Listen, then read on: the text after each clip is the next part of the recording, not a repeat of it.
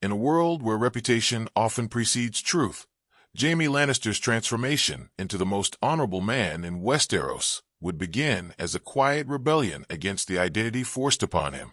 Known to all as the Kingslayer, he would carry that title not as a badge of shame, but as a burden he consciously reshapes into a symbol of sacrifice. Instead of denying the act, Jaime would openly embrace the truth behind it, the prevention of a massacre, and dedicate his life to proving that honor is not defined by public opinion, but by intention and consequence. His journey would not be about redemption alone, but about redefining what honor truly means in a land built on hypocrisy. This version of Jaime would abandon the comfort of denial and confront every accusation with unwavering calm. When nobles whisper behind his back or soldiers mock his oath-breaking past, he would not retaliate with arrogance or wit, but with clarity and restraint. His silence would not be weakness, but discipline. Over time, those who observe him closely would begin to notice a pattern.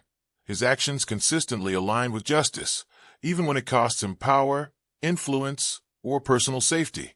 The legend of the Kingslayer would slowly fracture, replaced by something far more unsettling to the political elite: a man who cannot be controlled. His relationship with the King's Guard would evolve into something deeply philosophical. Rather than blindly obeying commands, Jaime would reinterpret his vows as a commitment to protect the realm above any single ruler.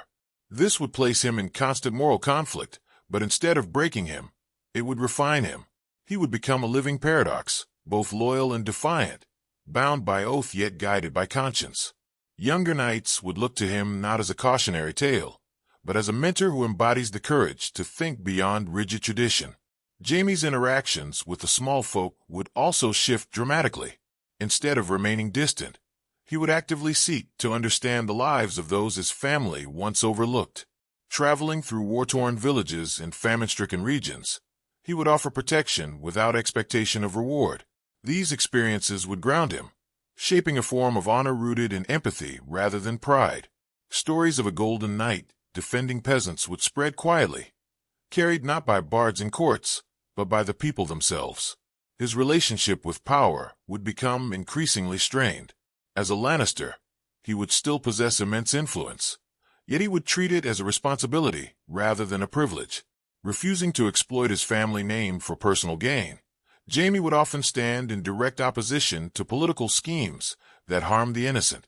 This would create tension within his own house, forcing him to choose between blood loyalty and moral integrity. Each choice would further define him as a man willing to stand alone if necessary. The evolution of his identity would also be reflected in how he carries himself physically. No longer relying on flamboyant displays of skill or arrogance, Jaime would fight with precision and purpose. Every duel would be a last resort, every strike measured.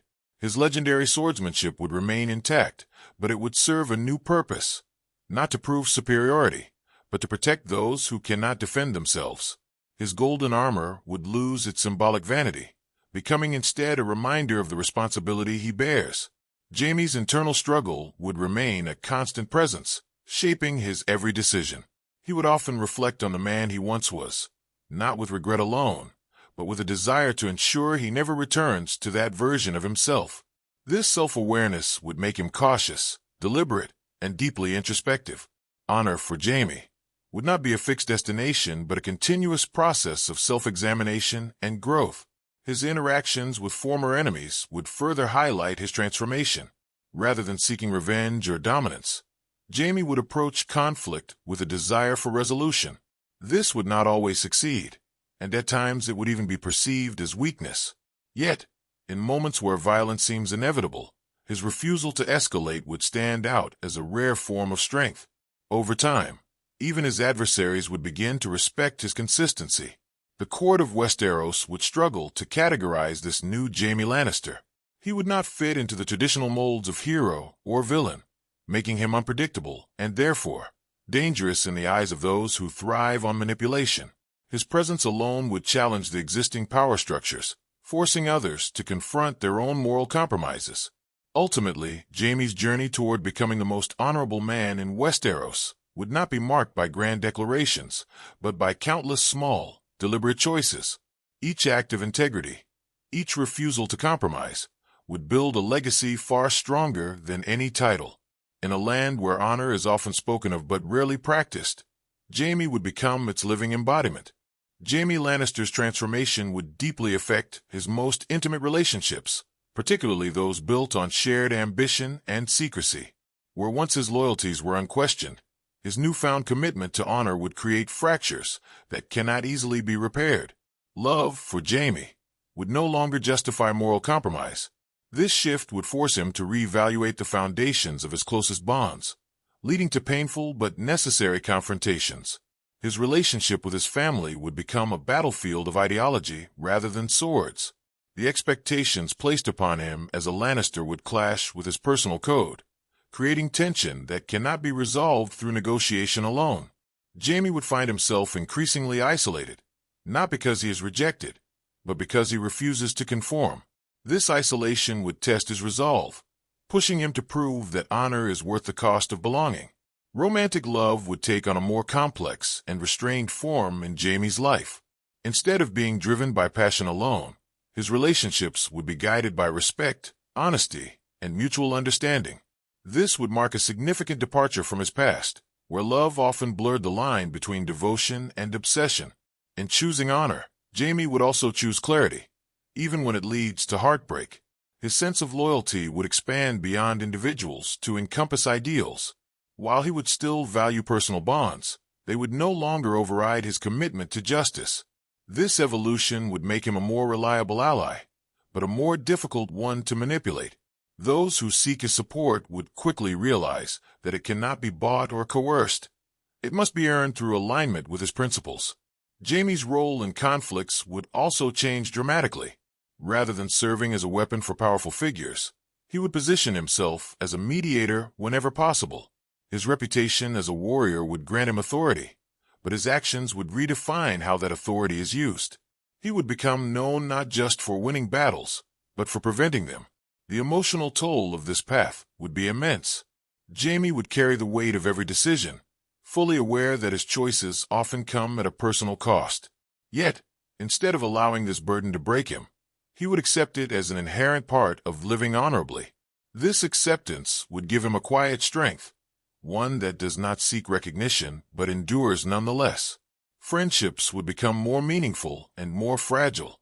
Jaime would no longer tolerate superficial alliances or relationships built on convenience. Those who remain in his life would do so because they share his values, not because they benefit from his status. This would lead to fewer connections, but deeper ones. His legacy would begin to take shape not through songs or stories, but through the impact he has on those around him. Knights inspired by his example would adopt a more thoughtful approach to their vows. Leaders influenced by his actions would reconsider the consequences of their decisions. Jaime's influence would spread subtly, reshaping the culture of honor in Westeros from within. Even in moments of failure, Jaime's commitment to honor would remain unshaken. He would acknowledge his mistakes openly, using them as opportunities for growth rather than excuses for retreat. This humility would further distinguish him from others, reinforcing the authenticity of his transformation. In the end, Jaime Lannister, as the most honorable man in Westeros, would not be defined by perfection, but by perseverance. His journey would demonstrate that honor is not an inherent trait, but a choice, one that must be made repeatedly, often in the face of overwhelming opposition. Through love, loss, and unwavering resolve, Jaime would redefine what it truly means to be honorable in a world that has long forgotten.